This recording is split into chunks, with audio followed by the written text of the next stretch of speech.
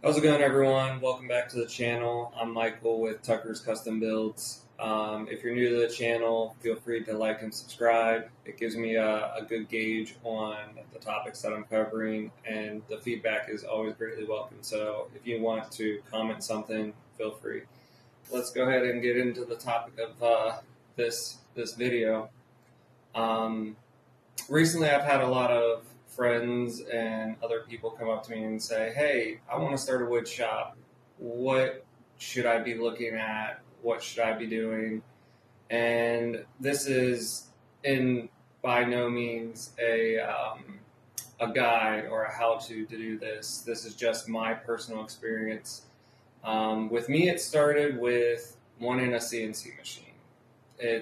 I took 4 years of woodworking in high school back in the good old days, and from there, just kind of tinkering around the garage, and then I started looking at CNC machines and discussed it with the wife, and we ended up getting one. And then from there, it's like, okay, cool. Now I have this expensive CNC machine. I kind of need to use it and learn it, and I ended up getting a Inventables X-Carve 1000 by 1000 CNC machine, and it's been running perfectly since I put it together. But I don't think that they make that particular machine that I have anymore because they came out with a newer model recently. Um, One of the first things that I realized starting out, and I'm sure everyone out there that is looking to start a wood shop or wants to start a wood shop out of their garage, is funding. Funding is a big, in my opinion, stopper for some people because they get on YouTube and they start watching all these known creators and that have these big giant workshops that has like, oh cool, I'm going to do this 5-minute craft, but they're running it on a $12,000 to $30,000 CNC machine, or they're running it on a big old giant table saw, or they have so much room to make these items that it's kind of like, oh, well, I don't have that much room, or I don't have that particular tool, or something along those lines. When I started, I had a handful of tools, drills, circular saw. You don't need the most expensive tools. You'll see, when I started out, I watched a whole bunch of YouTube videos, like so many YouTube videos of all these other content creators and woodworkers and wood shop owners, and you'd see them with giant 4x8 CNC machines, or, in my opinion, saw stops. Those are great for safety, but if you're just a hobbyist trying to get into the woodworking business for all of your things that you're trying to sell, you don't need the most expensive tools out there. I think the one thing that I would primarily recommend getting is a decent table saw. You have a lot of contractor table saws and stuff like that out there. Honestly, those are good to start with. They're not expensive, but for a table saw, I would kind of probably make a table saw one of your little bit pricier expenses starting out. Like, again, you don't need a $3,000, $4,000 table saw. Something like I have here a Delta. I forget what the numbers are on it, but I got it used off Facebook. You have your circular saws, your drills, everything like that. All of that stuff doesn't have to be super, super expensive. My miter saw came from a yard sale. My miter saw, it was a sliding miter saw.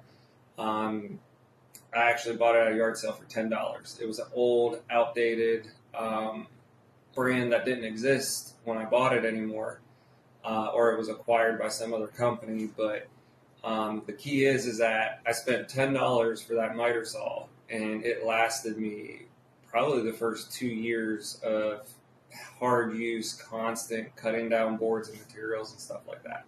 The one thing that I would suggest you spend a little bit extra money on once you can is a decent quality table saw.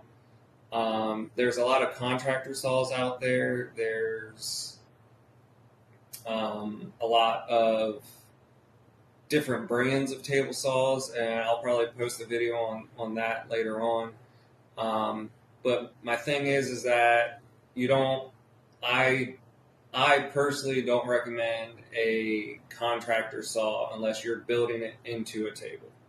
And if you don't know what I mean by that, there's plenty of YouTubers out there that have their table that has like a cutout, and then their saw sits inside the cutout. You don't want to start with a saw that sits on top of a table. It's going to have a short fence. It's going to have a short outfeed. So you want to build something around it if that's what you're starting on. I have a Delta. I forget the numbers of it, but it's a Delta table saw. It has a solid base. It has extended wings on it.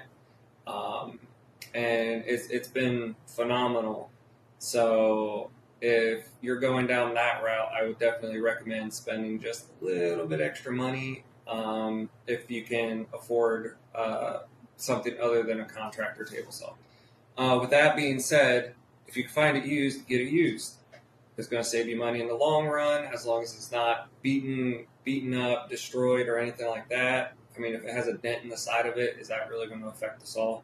If not, then if you can get, for example, if you can get the Delta saw, which again I found that on Facebook too. I think I paid about $400 and something for it. But if you can get the same saw that has a dent in the side of it for $250 used, and it's been gently used and well taken care of other than a dent, then obviously it would make more sense to go ahead and do that if you're just starting out. Another topic that is something that I recommend doing is if you are building your own tables, your own workbenches and stuff like that in your garage, if you only have a 2-car garage, I recommend putting as much stuff on casters as you possibly can. Now, I'm not saying that you absolutely have to have them on casters. I'm not saying that wheels are not going to move or anything along those lines. I'm saying try to put as much as you can on casters in the event that you do your own car maintenance. The table that I currently have right now that I built, and I'll show that here probably in a different video. It's actually 2 tables that latch together to make my, I want to say it's like probably a 4 foot, probably a little bit bigger than that, but it's like a 4 foot by 7 foot-ish workspace. And then say I need to clean or move the tables out of the way to pull the car in to do an oil change, I can just unclip them. I have 2 tables. I can roll them out of the garage or roll them out of the way. Table saw, the Delta table saw I have is on wheels as well. I can scoot that out into the driveway out of the way as well, and then I can pull a car into the garage. So I originally started with just regular signs. We ended up getting a vinyl cutter, a Cricut, and we started cutting out our lettering, and we would design what phrase or whatever we wanted on it, and then obviously I would sand and stain it. The wife had a lot of input on the design aspect of stuff, and then we would post them on Facebook, and that kind of got us started a little bit. Once the CNC machine came in, we started doing more like home signs, like welcome home or established. We did a couple name signs, and then from there it kind of just went toward wedding ring boxes. And pretty much we try to do anything custom that comes in. If a client has a request for a desk, we'll design out a desk. If a client wants a going away plaque, we can do going away plaques. And the CNC machine itself opened up endless possibilities on top of the endless possibilities that you can already do with woodworking. Your biggest thing is going to be what you want to build. So originally it was, like I said, like porch leaners and welcome planners and stuff like that, and then it kind of moved more towards CNC stuff with signs and primarily, again, now wedding ring boxes. But the thing that you kind of have to figure out for yourself is what is going to sell in your area, what do you enjoy making a lot of. If you make one thing, how fast are you going to be able to make it if it blows up and then all of a sudden you have a whole bunch of the same thing? Can you figure out how to make production runs of certain things and stuff along those lines? So moving on to the next point is, again, you got to find your niche. So going back to the original topic of starting a business. So we didn't do our LLC straight from the rip. We weren't sure at the time. It was more of a hobby, and then some profits started being generated, and then from there it was kind of like, okay, well, we need to go ahead and get this LLC done and do all the paperwork for that. I'm not going to go over all that stuff because that's based off of what state you're in, location, and everything else. You are going to need a little bit of funding to start it because of the licenses and stuff like that. Again, I don't know the exact amounts because every location and state may be different. Other than that, whenever you go from a hobbyist to a business standpoint, I did not get my LLC from the beginning. I started out small because I didn't know that was going to turn into a business. I think each state has its own licensing procedure and costs, because eventually, if you continue to grow, you'll be making more income. And once you hit a certain income threshold, you need to have a business license, or a retail license as well. But from that point,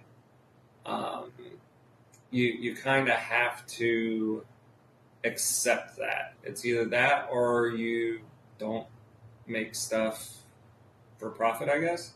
But once I got my LLC, I started with just word of mouth.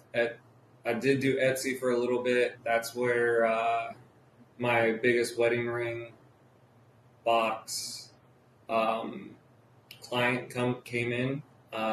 They found me on Etsy, and from there, I moved away from Etsy, but we still stayed in touch. And then I built my website and everything like that. But they found me on Etsy, and then from then on, I've been doing wedding ring boxes for them monthly.